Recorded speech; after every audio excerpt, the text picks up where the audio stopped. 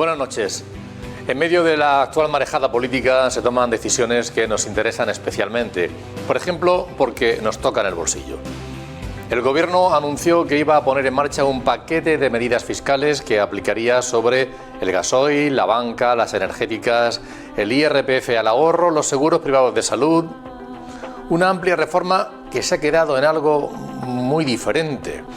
Las negociaciones a izquierda y a derecha independentista le han obligado a hacer importantes modificaciones, hasta el punto de que había quien pensaba ingenuamente que se podía romper la mayoría que sustenta el Gobierno.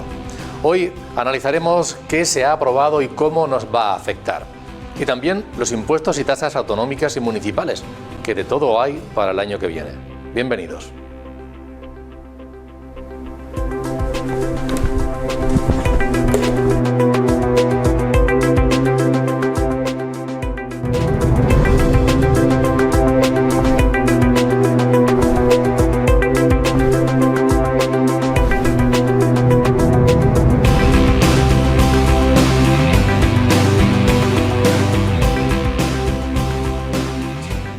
Gracias por seguirnos y en efecto es un tema que entre el Aldama, el Coldo y todo esto, pues bueno, hemos abierto un paréntesis porque nos afecta al bolsillo, puede ser, pero ¿qué nos va a afectar y en qué medida? Yo, sinceramente, me tengo que poner mucho al día para ver qué impuestos son los que finalmente se van a aplicar y cuáles nos afectan como ciudadanos, cuáles afectan a empresas, pero pueden ser que repercutan sobre los ciudadanos. Cuesta trabajo. Vamos a intentar aclarar un poco todo esto y lo hacemos con personas que están dedicadas profesionalmente a este ámbito, por eso les hacemos que no son tertulianos, sino analistas, que lo decíamos antes de empezar. José María Moreno es economista, además es experto en economía financiera, asesor concursal. José María, un placer contar contigo de nuevo. Buenas noches. Muchas gracias, Antonio. Buenas noches, encantado de volver a estar aquí y nada, espero que ilustrar a nuestros telespectadores y nada, como ya digo, encantado. Lo ha hecho siempre que ha estado aquí, por eso contamos con él. Hacía tiempo que no estaba en el plató y es un placer que vuelva, José María. Nos acompaña también Alfonso Hernández Quereda, él es el decano del Colegio de Graduados Sociales de la región de Murcia. Bienvenido, Alfonso, ¿qué tal? Buenas noches. Muchas gracias, buenas noches y bien hallado. Yo encantado de estar en este programa. Hacía tiempo, y recordábamos antes, que por allá por la pandemia que tuvimos una intervención y bueno, me alegra mucho volver aquí y estar ya con los analistas que tenemos alrededor. Impresionante, ¿eh? Muchas gracias, encantado de que estés con nosotros. Y Javier Adán, compañero periodista, bienvenido, buenas noches. Buenas noches, es un placer siempre estar aquí, más aún en una compañía tan cualificada. Es importante lo de la cualificación profesional, que aquí la hay. Pues mira, voy a empezar preguntándote dos cosas que yo apuntaba al inicio del programa. Por una parte, yo decía, había quien pensaba que se podía romper el Gobierno que ingenuos. Eso por una parte, pues no se iba a romper evidentemente, aunque hubiera puntos de vista muy distintos a izquierda y a derecha independentista. Y luego, cómo ha cambiado el paquete final del paquete inicial, ¿no? Sí, hombre, en un primer momento se quería haber aprobado por parte del Gobierno exigencias también de la propia ministra de Hacienda en un primer momento, pues todo un paquete porque hace falta recaudar mucho, porque se va a gastar mucho y se está gastando mucho. Y entonces, claro, todo eso, pues hay un cruce de intereses diversos entre esos partidos nacionalistas, especialmente pues ha sido el mandato de Junts, ¿no?, que para poder aprobarlo pues ha tenido que desgajar una parte importante de lo que podía ser ese paquete de impuestos en cuanto a lo que serían las empresas de energía, que eso de momento pues no va a entrar y se verá si se mete de otra manera y demás. Luego lo que sí que, claro, estábamos obligados, porque si no perdíamos incluso o hubiésemos tenido sanciones europeas si no se hubiese establecido eso del 15% para las empresas, las grandes empresas, las gigantes, ¿no?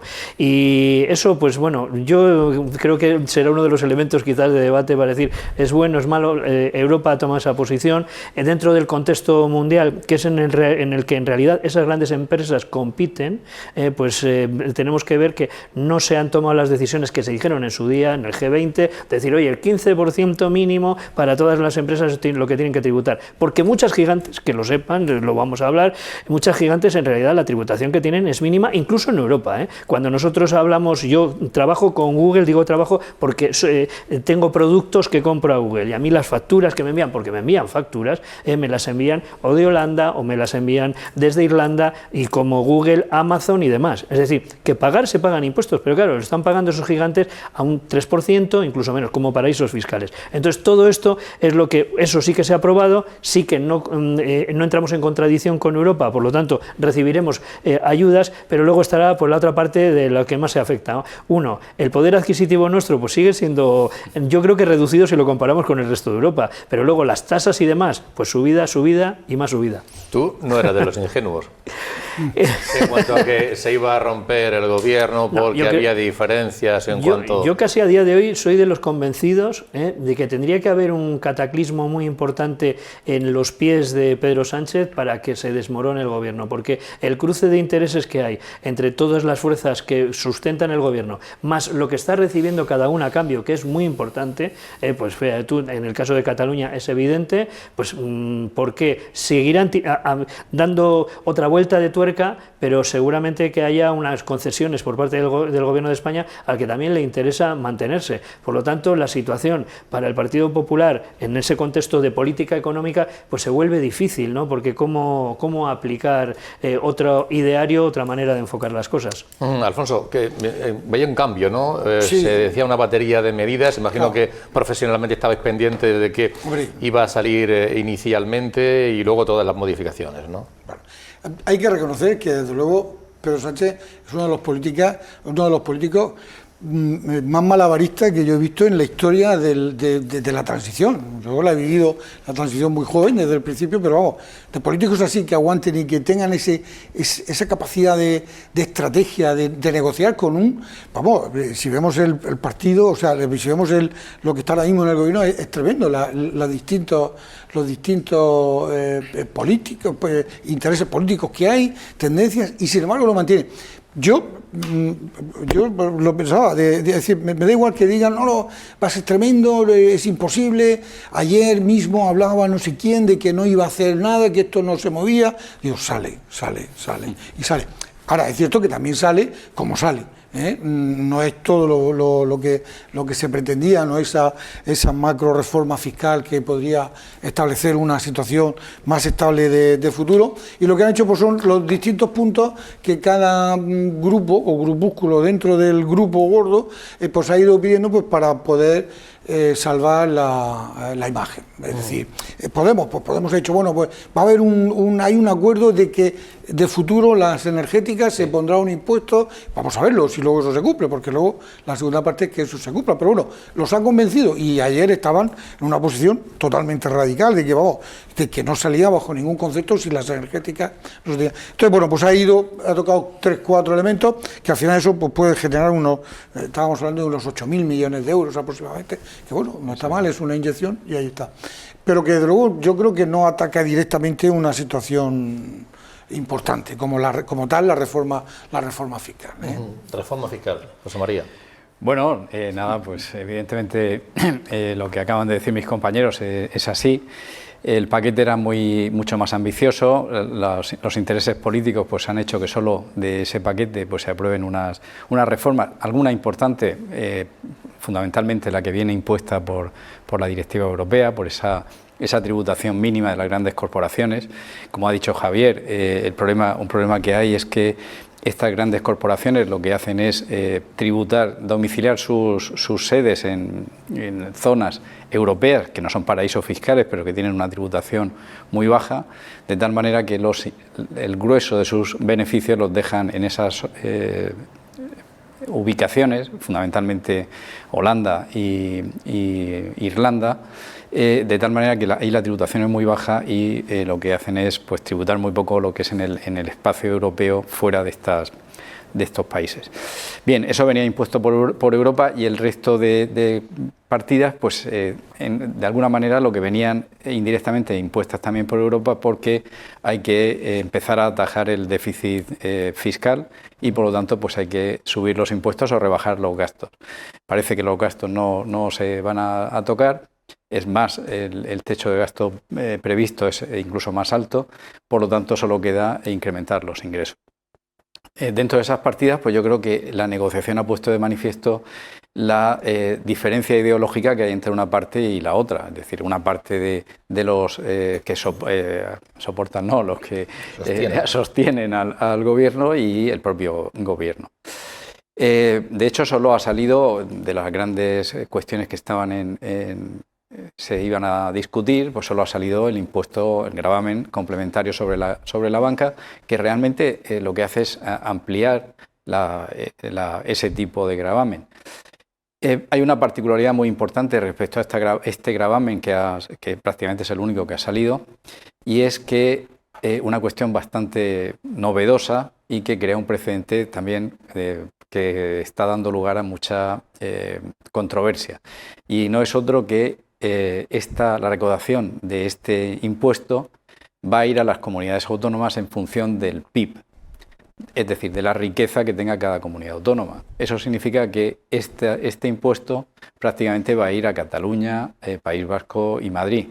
El resto de comunidades autónomas, pues lógicamente van a tener muy poca digamos, recaudación adicional por este impuesto.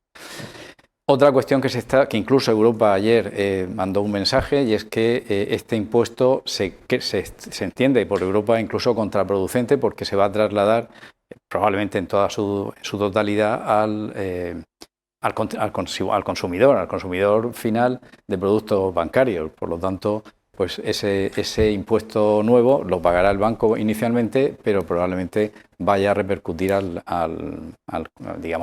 que pide un préstamo, al que tiene sus ahorros, vía comisiones, vía intereses, etcétera. Con lo cual, pues es un tema bastante controvertido. Entendemos que ha salido por dos razones. Una, porque he dicho lo de la recaudación de las comunidades autónomas, y otro aspecto también muy importante, y es que en los territorios de concierto o convenio, es decir, País Vasco y Navarra, van a tener capacidad normativa para establecer bonificaciones, de tal manera que muy probablemente ese impuesto en esos territorios sobre las entidades financieras que allí estén domiciliadas, por ejemplo BBVA, Kutxabank, etcétera, va a ser mucho más reducido. Creo que esa ha sido un poco, desde el punto de vista económico, la explicación. El resto de modificaciones, pues incluso alguna es positiva, porque se ha rebajado el impuesto de sociedades para las microempresas y para las empresas pequeñas y medianas. Eso puede ser interesante, pero el resto de aspectos no han salido. No ha salido la SOCIMI, ya hubo varias empresas, y perdón porque me estoy extendiendo mucho, ha habido varias sociedades que ya dijeron que si ese impuesto se ponía en marcha, se iban a cambiar su domicilio social y se iban a ir a Portugal o a Francia, y eso tiene un impacto muy importante, sobre todo en las comunidades autónomas que estaban discutiendo el paquete fiscal, fundamentalmente Cataluña y País Vasco. Las SOCIMI son las sociedades de inversión inmobiliaria. Sí.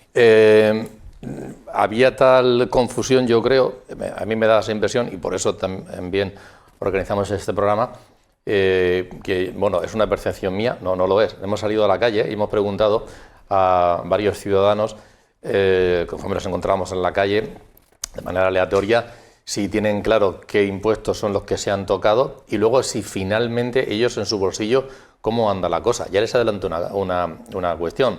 Confusión absoluta sobre esto de los impuestos, cuáles son los que se tocan. Eso sí, que el bolsillo, la clase media baja cada vez lo tiene peor, es indudable. Vamos a escuchar. Yo ahora mismo que no lo sé, eso lo lleva mi marido. Ahora mismo no lo sé. No tengo ni idea. Pues yo me imagino que tal y como estamos, pues todos. No tengo ni idea.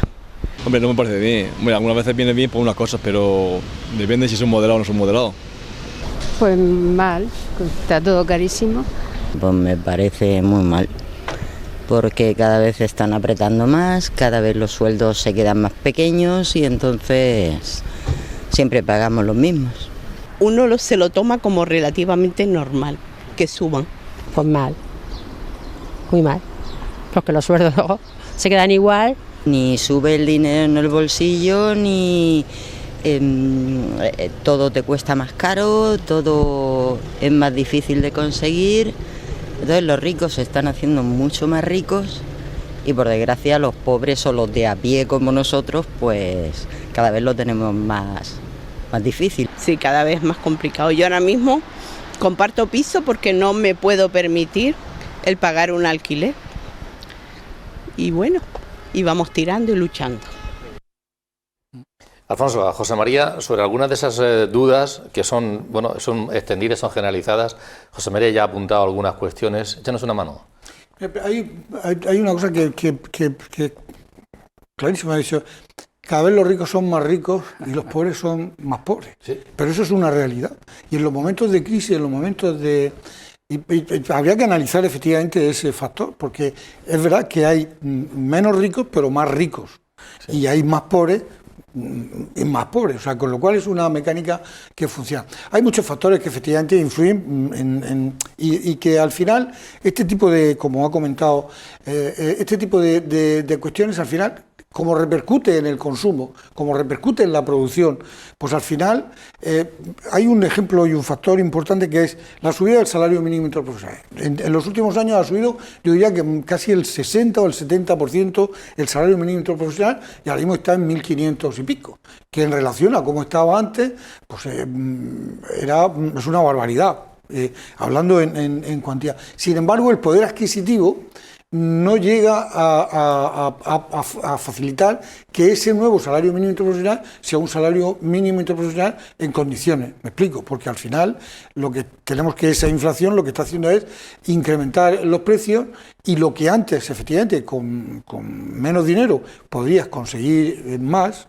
o podrías conseguir como mínimo lo mismo, ahora con mucho más, con más ingresos, partiendo del concepto del salario mínimo interprofesional, lo que se está produciendo es un poder adquisitivo muy pequeño, es decir, 1.500 euros de hoy no dan para nada. Y sin embargo, quiero decir, hemos estado mucho tiempo con un salario mínimo interprofesional bajo, bastante bajo, tampoco es que diera para mucho, pero bueno, había una situación de poder adquisitivo mejor. La diferencia ¿dónde está? Efectivamente, ese salario mínimo interprofesional se mantenía como un salario mínimo de garantía casi de resto, porque los convenios colectivos, por ejemplo, en que su gran mayoría, todos estaban por encima del salario mínimo interprofesional, el salario más pequeño. Entonces, ahí teníamos ese choque de garantía para actividades, y lo estoy hablando de la perspectiva laboral, que es lo que nos dice un poco cómo está efectivamente esta cuestión. Entonces, desde esa perspectiva, pues efectivamente, ese salario mínimo que era un referente y era casi residual, pues bueno, ahí estaba. Pero, sin embargo, hemos llegado a decir, bueno, vamos a alcanzar un salario mínimo más alto, pero, sin embargo, insisto, el poder o el resultado es que el poder adquisitivo es menor que cuando antes teníamos un salario mínimo interprofesional más pequeño. Paradoja, pues la cuestión es que efectivamente al final todo lo que repercute en incrementos, en impuestos, en demás, repercute directamente en el consumidor, repercute en la producción y al final se produce esa inflación, con lo cual habría que analizar esa cuestión. Hubo un político, y lo voy a nombrar yo, que era Aznar, Yo no soy seguidor de Aznar, pero sí me acuerdo de esa cuestión que él dijo: subir los impuestos supone que menos gente va a tributar. Bajar los impuestos supone que más gente puede tener acceso a tributar. Y al final venía a decir, yo no sé si es verdad o no esa teoría, pero lo decía, y a mí me caló eso, al final puede ser que con menos impuestos lleguemos a recaudar más. Es decir, con menos valor de los impuestos, con menos cuantía. Puede ser que recaudemos más porque al final el acceso a esa tributación es mayor o es más fácil y entonces la gente tributa en vez de fraudar. No sé si eso es muy acertado o no, pero yo creo que tiene cierta lógica. Hay algunos impuestos de los que se planteaban inicialmente. Luego está también el factor de cuánto recaudas al final de manera directa, cuánto se va a repercutir en el ciudadano, Pero luego también está la popularidad, ¿no? El populismo de los impuestos. Hay algunos que son más populares, otros no. Claro, decir que se va a subir el precio del gasoil, como se dijo, pues es algo que popularmente no encaja, porque mucha gente tiene un coche de segunda mano, que de poco valor, que es de gasoil, y que le suban el impuesto, pues parece que es difícil de encajar, ¿no? Sin embargo, que le suban los impuestos a la banca, a las energéticas, pues bueno, a las grandes corporaciones, de momento parece que sales a la calle y como que popularmente encaja bien. Otra cosa luego son las consecuencias, ¿no?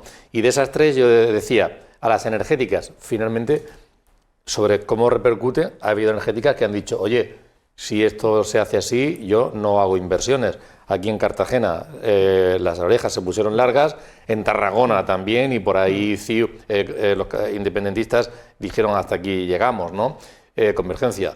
Luego la banca, vamos a ver en qué queda la cosa sobre esa posibilidad de repercutir, y las grandes corporaciones, lo que tú decías, oye, pues sí, fenomenal, ojalá que ganan tanto dinero que ganen, pero sí, pero que tributen en todos sitios igual. Es decir, vamos a ver en qué queda todo esto, ¿no? Luego ver que la fiscalidad es siempre algo complejísimo, muy complejo. Toques lo que toques, se va a modificar todo, y entonces pues eso. Pero hay una cuestión previa, que es la que veíamos aquí, yo creo que a todas las personas que lógicamente respondían, el ciudadano normal no puede estar en esto de los impuestos. Ha habido muy poca pedagogía para saber ¿qué es eso de los impuestos? Quizás habría que empezar pues comentando el que dices, mira, pues cuando hay una DANA, que te puedan dar ayudas directas, inmediatas, porque hay caja suficiente, porque tienes un estado de bienestar. En otros lugares, pues no se puede hacer esto, y en cambio aquí, pues sí que se puede hacer. Entonces, la recaudación de los impuestos, cada uno en su medida, da una opción a los gobiernos, da opción a los estados a cubrir esas necesidades inmediatas, más allá de las inversiones, o cómo se hacen los AVEs, o cómo se hacen las infraestructuras que siempre necesitamos para producir más. Pero esa pedagogía yo creo que se ha dejado de lado, y se ha dejado en manos de los que utilizan lo de la fiscalidad para decir, siempre que se bajen impuestos, siempre es bueno. Pues igual no. Igual hay que ver a quién hay que repercutir esa carga fiscal y a quién no. En este caso estamos hablando de que desde Europa se viene diciendo que es que no puede ser que, como decía Murdoch, no puede ser que mi secretaria en tantos por ciento pague más impuestos que uno de los más ricos del mundo, que sería un poco la consecuencia de lo que tú estabas diciendo. Es decir, alguien que tiene un sueldo resulta que tiene una carga fiscal que es importantísima. Pero todo eso hace falta pedagogía, porque luego está la otra parte, ¿no? La otra parte está, dice, oye, el territorio ahora más neoliberal del mundo, que se suponía que era Estados Unidos, lo que va a hacer es aplicar impuestos, aranceles, para evitar la competencia dentro de su territorio. Entonces, ¿de qué estamos hablando? Es otro panorama, otro escenario. Entonces, por eso digo que la complejidad de cómo, de cuándo y de qué, y hay que saber explicarla. Y yo creo que a día de hoy, desde la parte política, se especula con ello, se hace, se utiliza, pero no se enseña al ciudadano en qué le va a repercutir. Y por último, en cuanto a lo que decías, es que ojo, si de algo nos vanagloriamos en España, y especialmente en la región de Murcia, es que exportamos mucho porque hay muy buena calidad en cuanto a las empresas, muy buena calidad también en cuanto al trabajo que se desarrolla, y que bueno, pues que no nos ponen aranceles que nos puedan sacar de los mercados, ¿no? Entonces, por eso que todos esos elementos están en la fiscalidad, pero a ver cómo se explican.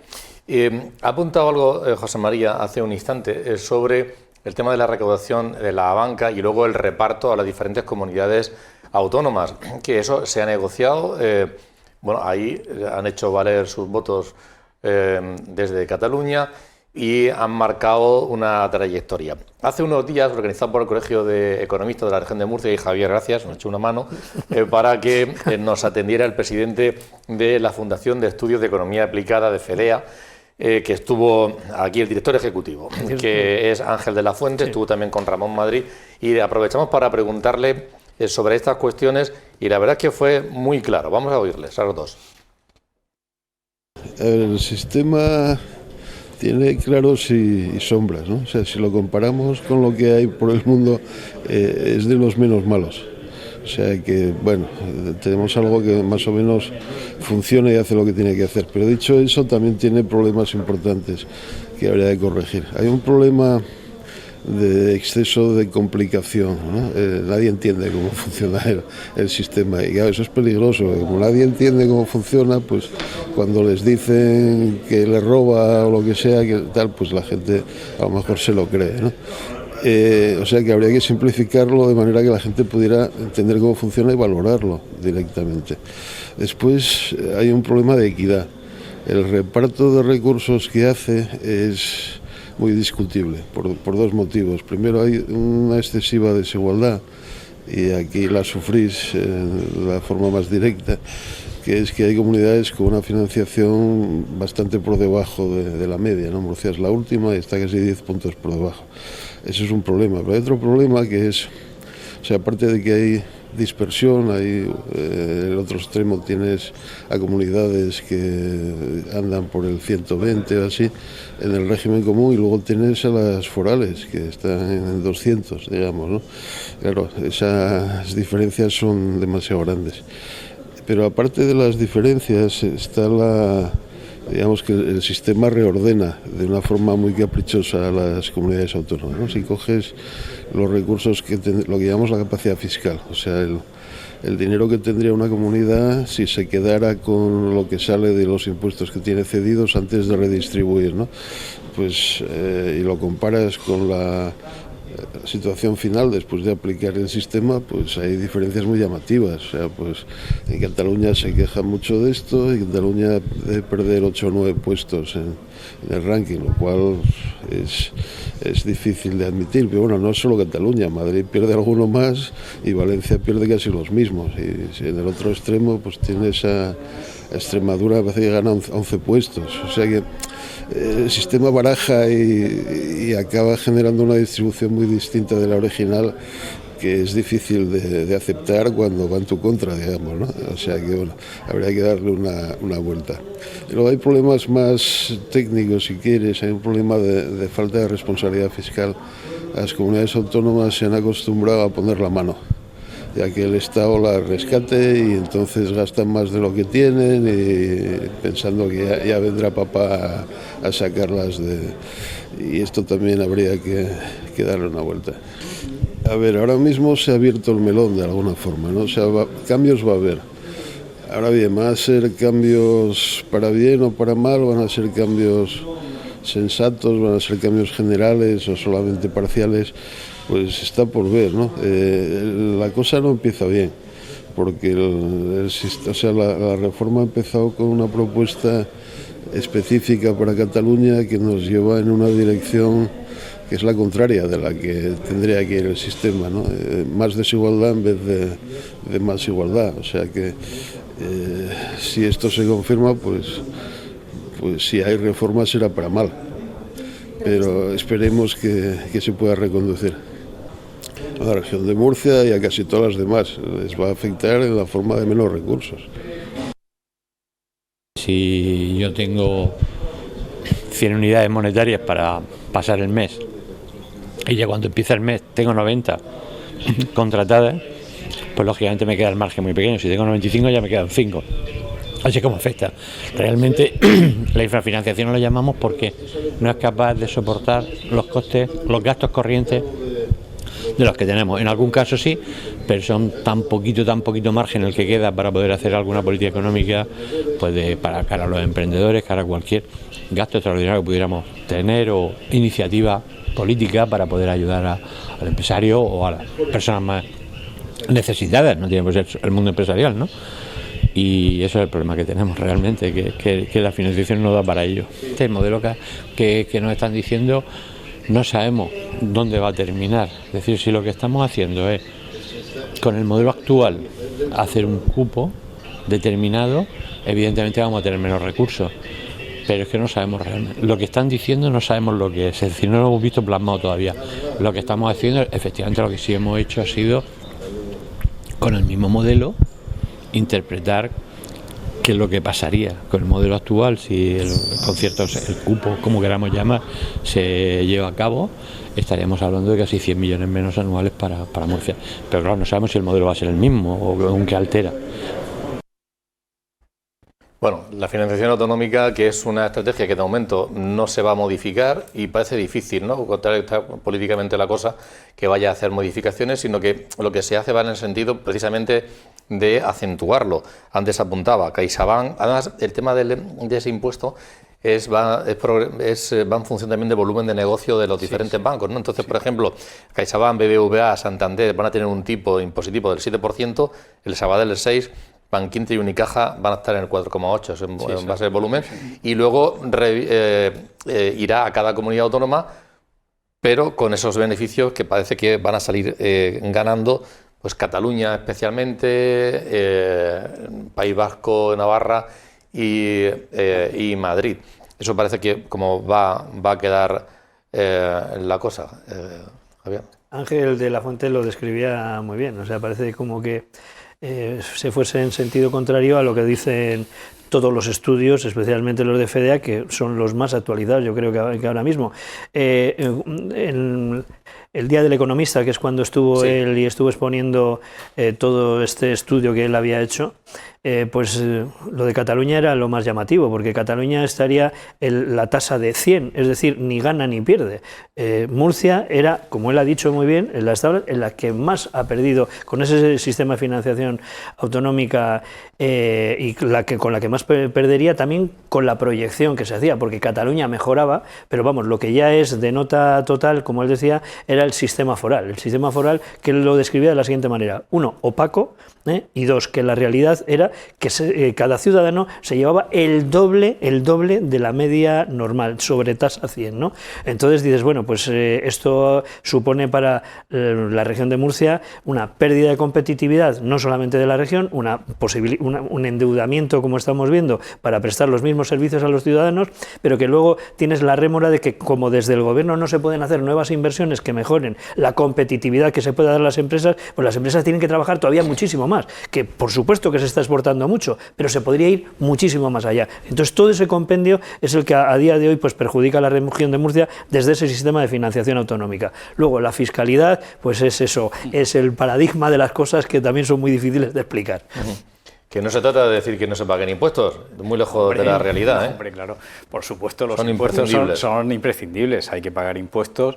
Lo que ocurre es que tienen que ser justos, equitativos e intentar pues mejorar, corregir la situación de desigualdad que pueda haber, pero a veces el intentar corregir una situación pues puede ser contraproducente. No quiere decir que no haya que atajar y luchar contra la desigualdad. Pero muchos impuestos, el subir el impuesto lo que hace es que vaya contra las clases menos favorecidas. Lo acabamos de comentar, lo más probable, ya digo que la propia Unión Europea ayer o antes de ayer ya decía que mucho cuidado con este impuesto, porque al final la previsión es que, si no el 100%, en un porcentaje muy alto, probablemente del 80 al 90%, sea trasladado a los empresarios y a las personas que solicitan un préstamo o tienen una cuenta bancaria. Es decir, que al final ese impuesto que queda muy bien, decir, vamos a gravar a la banca ya paga un tipo impositivo superior en el impuesto sobre sociedades. La banca paga muchos impuestos y está bien que los pague, tiene que pagarlos.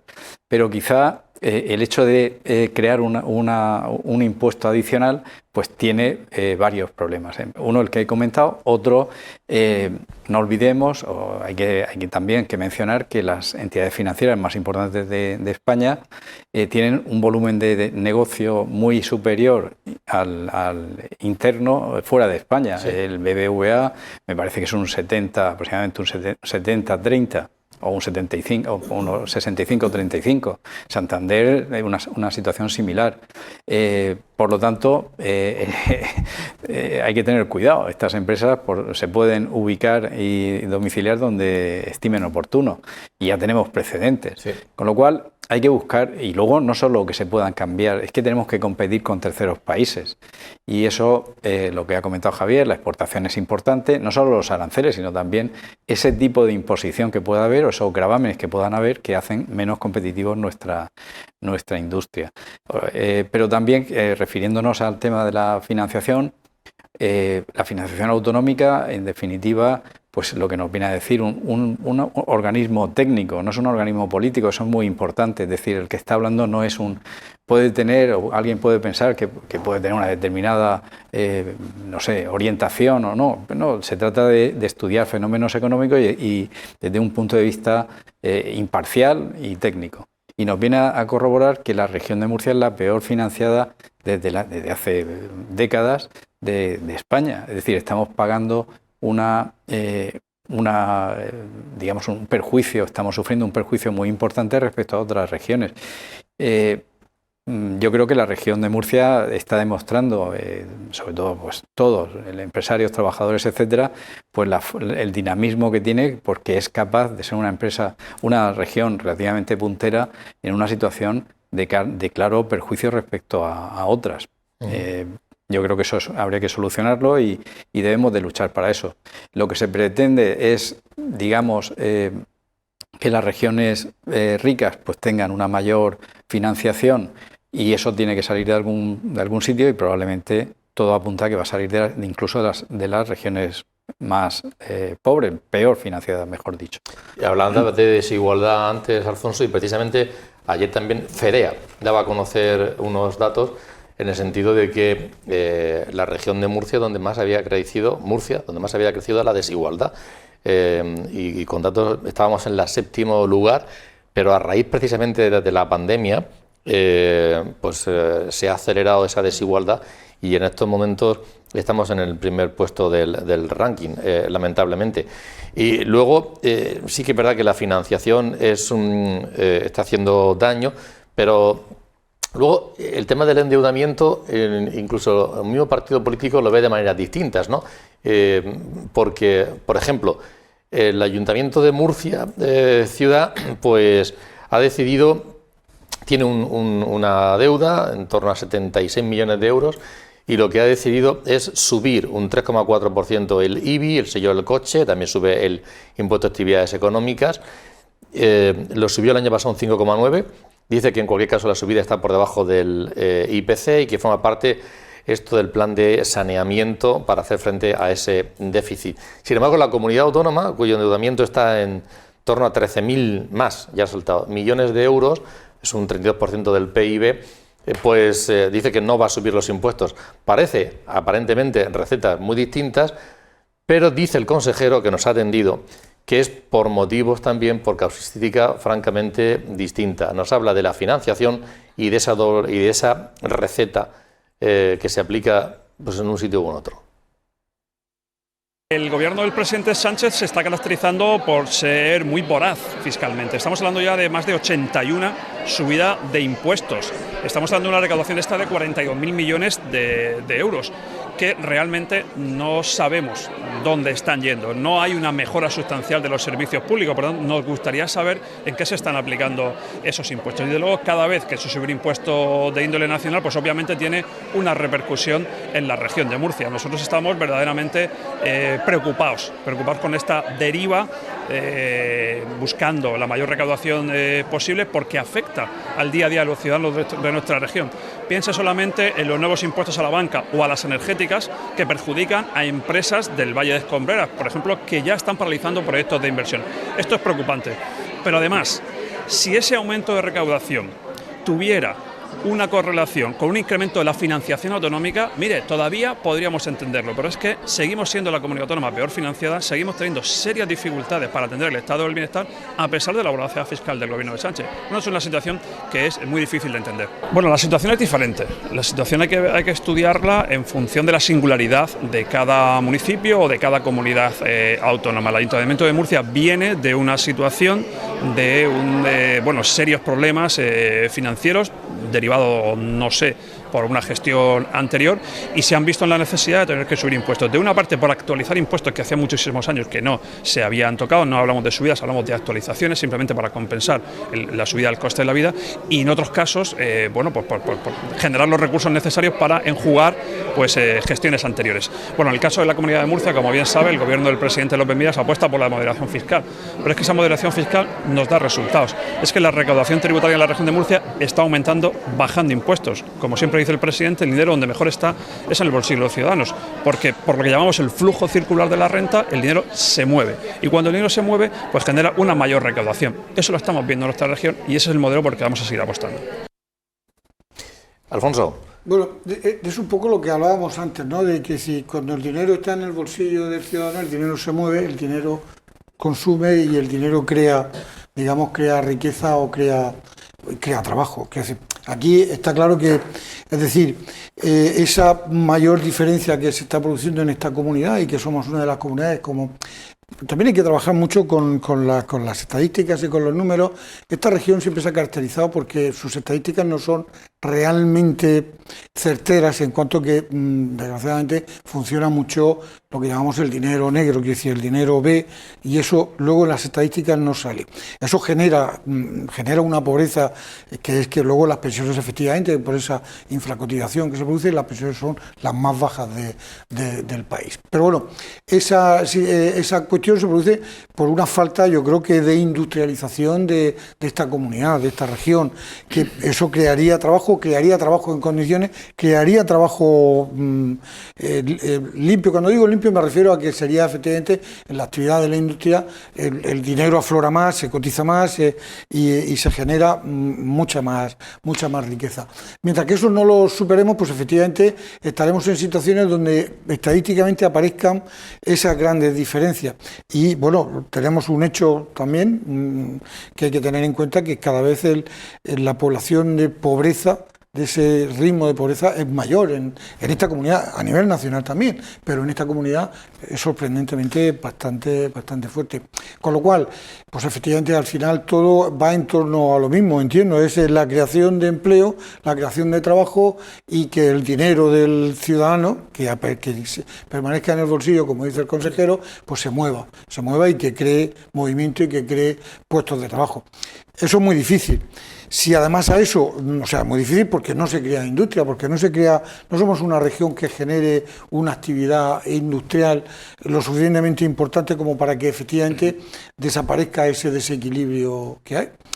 Vamos a ver, hay una cuestión muy clara que se da en esta región, que se da también en otras comunidades, pero en esta región también se da, y es que efectivamente hay muchas veces en las estadísticas aparece contradicción entre lo que aparece en el desempleo, como que más o menos baja, la seguridad social sube, pero sin embargo la recaudación es menor en la seguridad social en esta comunidad.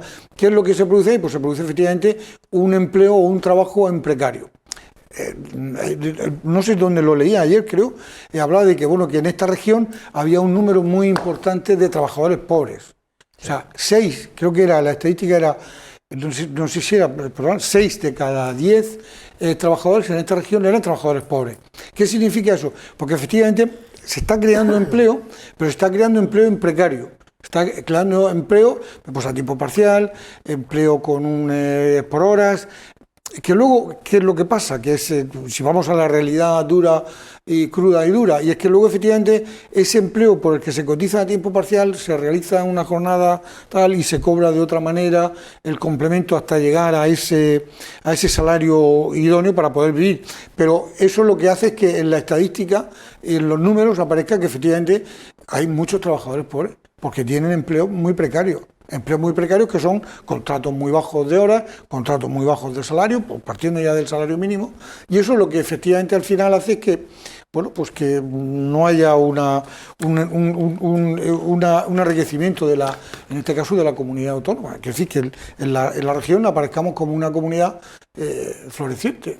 ¿Por qué? Pues porque hay mucho dinero en esa característica, y el trabajo que hay estadísticamente no es un trabajo en condiciones. Vamos a hacer un pequeño alto en el camino, pero nos queda que hablar de IRPF, de salarios y de pensiones, que no es poco.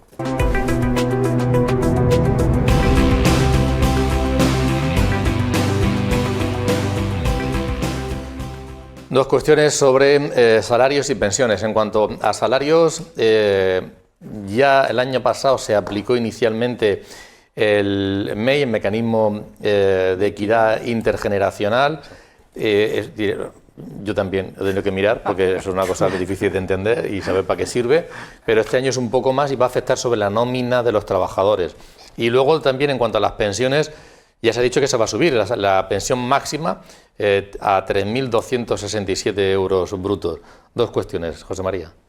Bueno, el MEI, pues sí, realmente la finalidad es un mecanismo, es decir, una cotización o digamos, una contribución adicional que se hace, que tienen que hacer todos los trabajadores y autónomos, creo que también, para garantizar las pensiones en el futuro. Entonces ya se introdujo el año pasado y bueno, va a seguir funcionando o aplicándose durante. Bueno, en principio no tiene visos de terminar y este año lo que ocurre es que sube del 0,70% al 0,80%. Es una subida pequeña, pero evidentemente tiene pues, su implicación, sus consecuencias en la nómina del trabajador y la cotización que tiene que ingresar el empresario. La gran parte de este mecanismo, el 67%, me parece recordar, lo paga el empresario y el 13% lo paga el trabajador. Bien, pues bueno, no es una cuantía, el porcentaje no es muy alto, pero es un punto más que va subiendo pues, en la carga financiera y la carga salarial que tiene que soportar tanto la empresa como en la disminución de su poder adquisitivo que va a sufrir el trabajador. Realmente yo creo que todas estas cuestiones suponen, en primer lugar, pone de manifiesto que hay un problema muy grave con las pensiones, es decir, se han tenido que incorporar nuevas contribuciones para que las pensiones puedan ser pagadas en el futuro. No se ha resuelto el gran problema que existe de las pensiones. Las cotizaciones, como ha dicho Alfonso, de las nuevas incorporaciones al mercado laboral, pues suelen ser bastante bajas. Hay mucho trabajo precario, fijos discontinuos, pero con un salario pequeño y probablemente en una parte muy importante no son a jornada completa. Por lo tanto, la cotización, y de ahí salen las pensiones, pues tiene un problema muy grave. Y en segundo lugar, pues también cómo al final todo se traslada, si al final volvemos un poco a lo mismo, se está trasladando ese problema pues a la masa salarial y a las empresas de este país. No solo es el mecanismo intergeneracional, también hay otras cuestiones. Habéis hablado del salario mínimo interprofesional. Hablamos también pues, de una cotización adicional que va a haber para los sueldos más altos. Volvemos a lo mismo, también puede ser entendible. Pero todo esto al final viene a converger en una empresa que tiene que pues, vender, tiene que luchar y unos trabajadores que evidentemente también lo tienen que hacer y que pueden ver mermado su poder adquisitivo. Hay que ir con equilibrio. En otros países, en primer lugar, aparte de lo que estoy comentando, a mí me gustaría que todos tuviésemos el sueldo más alto posible, es decir, y si pudiera ser el doble o 3 veces más. Y, por supuesto, todos, los menos cualificados y los más cualificados. Quizá los más cualificados menos, pero los menos cualificados cuanto más mejor, porque contribuye a la economía, etcétera. Pero realmente a veces no se pueden pagar esas cantidades y en otros países, como digo, pues lo que se suele hacer es ligar ese incremento salarial a la productividad. Y en países como Alemania, pues el sistema no es subidas dictadas por el gobierno, sino que realmente son subidas pactadas en función de la productividad. Y podemos ver como un soldador pues tiene un sueldo de, no sé, de 4.000, 5.000 euros. Y es perfectamente admisible en esos países porque ese trabajador, ese empleado, pues contribuye a la riqueza de la empresa y esa contribución pues se repercute y se le paga al trabajador. Aquí el sistema no es ese y no se está avanzando en esa línea que creo que sería muy interesante. En cuanto a las pensiones, todo esto muy controvertido, en cuanto a las pensiones, que la pensión máxima suba a 3.267 euros, pues hombre, quien la vaya a cobrar es porque seguramente ha estado contribuyendo y por tanto se lo merece. Pero a mí me gustaría que esas pensiones que las hay de 800 euros, no sé si de 600, que sigue quedando alguna, que desapareciera y que subieran bastante más. Otra cosa que se pueda soportar tanta subida, como decía José María, pero que eso desaparezca porque las hay y evidentemente no permiten una vida digna a personas ya de edad avanzada. Es que estamos en manos del baby boom. Es decir, que claro, es que la pirámide poblacional está indicando esa presión sobre lo que sean las futuras pensiones.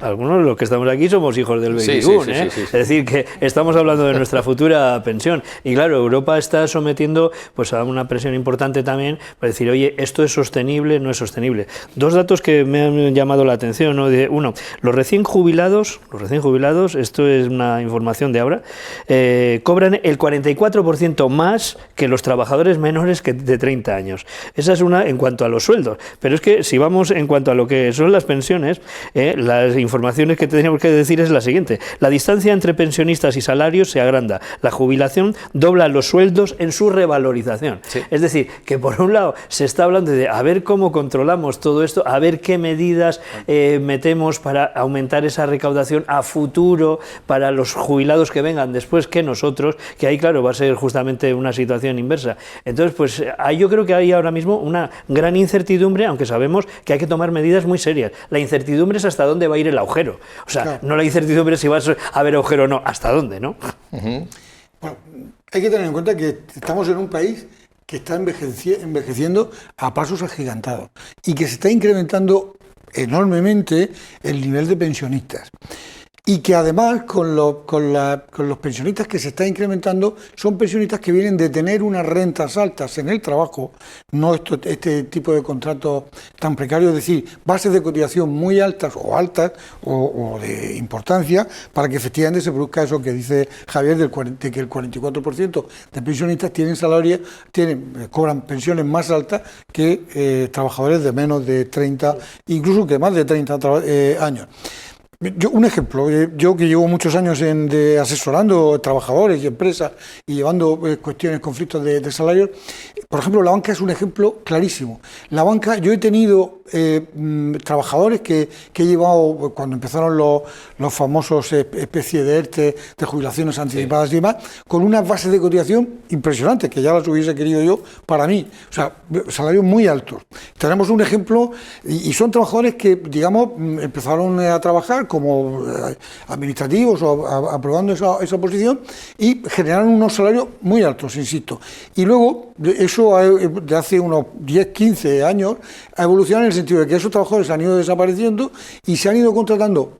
Yo he visto trabajadores muy cualificados, licenciados en económica o licenciados en derecho, quiero decir, trabajadores que ya vienen con una calificación importante, con una titulación también que les da derecho, y sin embargo unos salarios bajísimos. O sea, que ya es como que lo que se hacía con el contrato en práctica. Entonces, ¿qué se está produciendo? Que efectivamente eso está generando que vayan a haber, desde luego, pensiones más bajas, que se desequilibre el sistema de la seguridad social, que tengamos que acudir a sacar reservas de la seguridad social porque efectivamente los fondos no son los que eran, y que desde luego la única forma de invertir la curva pues es que haya más trabajo, que haya desde luego un salario más digno y mejor, y que efectivamente se incremente la población activa, porque el problema es fundamentalmente que de aquí a 10 años yo diría que el nivel de pensiones va a ser altísimo,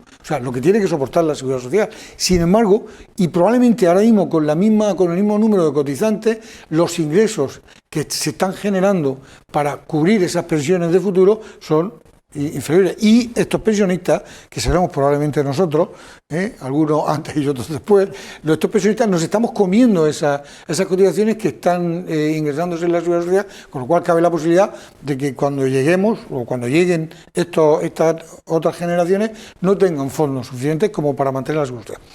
Solución, porque claro, yo llevo también muchos años oyendo que el sistema de la seguridad social no es sostenible, que se va a ir al garete, que ya muchas veces que no hay fondos, pero ahí se está manteniendo. Pues a lo mejor, si eso no se soluciona, pues habrá que acabar no con fondos de la seguridad social, sino con que las pensiones entren en los presupuestos generales del Estado, porque podría ser una de las posibilidades si no somos capaces de cubrir eso.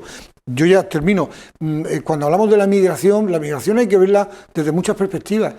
La migración va a ser necesaria o es necesaria ya en este país, porque somos un país que estamos envejeciendo y necesitamos que hayan trabajadores, que hayan cotizantes para que puedan mantenernos o para que puedan pagar nuestras pensiones, las pensiones de los que ya nos vamos haciendo mayores, con lo cual esos dos factores son importantísimos. Uno, que haya más trabajadores, y dos, que desde luego los ingresos y las rentas sean también mucho mayores. Hablaba, Javier, hablaba Alfonso de la banca y la prensa escrita, cuando menos, eso de los salarios que se pagaban antes y los que se pagan ahora. En muchos sectores, ¿no? En muchos sectores. Seguramente que en la parte tecnológica sea la inversa, ¿no? Que, o sea, sabemos que hay puestos de trabajo que son difíciles de cubrir, pues todos los expertos en seguridad informática, pues sabemos que se los están rifando, ahí sí que entra pues lo del mercado. Empresas que te contratan, que cada uno pues al final acaba en esa situación de sueldos pues que están fuera de la normalidad. Sí que es cierto que en España seguimos teniendo, yo creo que sueldos muy bajos, o sea, si lo comparas con el resto de Europa, y eso que pueda ir vinculado a la productividad de las empresas, pues yo creo que no, porque quizás es que haya que sí que aumentar la competencia y competitividad de cada uno de los trabajadores, ¿no? Para que al final el resultado sea que gracias a las ventas que se produce en la empresa, pues se puedan pagar. Y sí que es cierto lo que tú comentabas antes. Claro, si entramos, por ejemplo, en el campo, se ve claramente, ¿no? O sea, mucha mano de obra, pero bueno, con una cualificación baja en general y con unos salarios muy bajos en general, suponiendo dentro de los parámetros que son legales, ¿no? Entonces, bueno, pues esa es la situación real. Hay sectores en los que sí que se puede estar despegando. El sector industrial en general siempre es el que lleva la delantera en todo eso, y bueno, pues es quizás donde haya que programar el futuro, ¿no? Más industria, más sectores con beneficios, pero que también eso con valor añadido, con competitividad, y bueno, pues ahí estamos. Una cuestión, ahora en estas fechas busca uno en internet facilísimo, antes de final del año, y con esto quiero terminar, consejos para pagar menos el impuesto de la renta, consejos para aplicar antes de final de año para pagar menos el impuesto de la renta.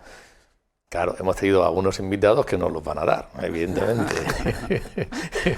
José María, ¿eso realmente tiene sentido o no? ¿Hay cosas que se pueden hacer o es un absurdo? No, hombre, un absurdo no. Hay cosas que se pueden hacer. Es verdad que las deducciones pues han ido disminuyendo a lo largo de estos años. Ya por vivienda, que era una de las estrellas de las deducciones, pues eso ya finalizó. Hay un régimen transitorio para viviendas adquiridas en el 2013, pero para las nuevas viviendas en general a nivel estatal no hay bonificaciones. Entonces las deducciones pues se mantienen en los planes de pensiones, que también se rebajó su cuantía. Ahora mismo la cuantía máxima es 1.500 euros. Y 1.000 euros para la pareja o cónyuge, es decir, hay un máximo de 2.500 euros, que eso rebaja la base, o sea, los impuestos que hay que pagar. También hay alguna bonificación, alguna deducción adicional nueva que tiene que ver con los coches eléctricos y puntos de recarga, que pueden ser interesantes. Hay unas deducciones importantes, hasta un 15% en la adquisición de un coche eléctrico que se matricule antes del 31 de diciembre de este año, con un límite, el límite máximo es sobre el 15% sobre 20.000, que serían 3.000 euros. Luego, pues hay una cuestión también importante que a veces no le damos importancia y que la puede tener. Sobre todo es en el tema de las ganancias patrimoniales. Cuando uno vende una casa, vende una tierra, y tiene una ganancia patrimonial, obtiene un beneficio, y al mismo tiempo tiene alguna otra partida que puede generar pérdidas, pues si las vende se compensan unas con otras. Entonces puede ocurrir que haya personas que hayan vendido una vivienda o hayan vendido algún elemento patrimonial, y eso suponga que va a pagar bastantes impuestos. Si tiene algunas acciones o algún tipo de producto financiero que pueda vender y que no le interese y que le pueda generar pérdidas, pues se van a compensar los beneficios con las pérdidas y la tributación va a ser inferior. además de todo esto, que son las más importantes, porque no hay muchas más deducciones. Sí que hay deducciones autonómicas que pueden ser, la cuantía no suele ser muy elevada porque no hay capacidad de que puedan ser muy elevadas, pero sí hay una serie de deducciones por guarderías, por material escolar, por adquisición de viviendas para jóvenes, etcétera. Ahí pues puede haber unas rebajas, ya digo que a lo mejor no son excesivamente importantes porque no pueden serlo, pero todo lo que resta imposición dentro de la legalidad, pues bienvenido sea. Siempre hay un debate sobre si incrementar el IRPF al ahorro. Si se pone, si no se pone, sí, al ahorro, para que el dinero esté en la calle, pero al final lo has ahorrado tu trabajo.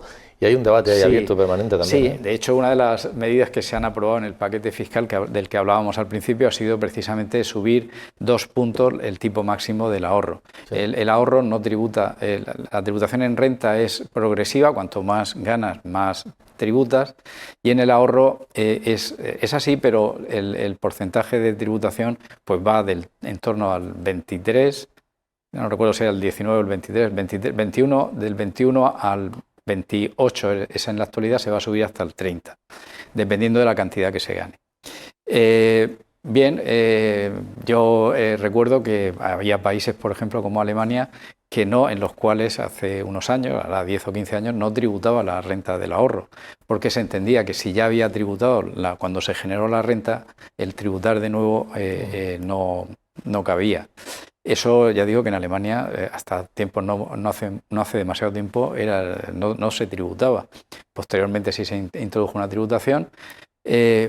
Realmente la tributación del ahorro viene de una renta que ya ha tributado, no es una renta nueva. Y ahí hay un debate. Por eso a veces el tipo de tributo, el tipo de gravamen es un poco más reducido, porque está ese debate. ¿Algún consejo, Alfonso, para pagar menos? Hombre, quitado lo que he hecho. Dentro de lo legal. No te estoy pidiendo nada. Hombre, yo lo que sí aconsejaría a aquellos que tienen nóminas y que tienen tasado las posibilidades de deducción, que son las que son, pues yo lo quería, incremente 1 punto o 2 el IRPF para que cuando llegue la declaración de la renta no le suponga mucha diferencia a pagar y si es posible que le devuelvan. Y es una forma de ahorrar a través del impuesto y luego pues, tener una sorpresa pues, para hacer un viajecico en verano. Es lo máximo que se me ocurriría. No, yo no tengo ninguna fórmula mágica, suscribo. Lo único sí que quería decir una cosa, volviendo al comienzo, pero por poner un ejemplo, ¿no?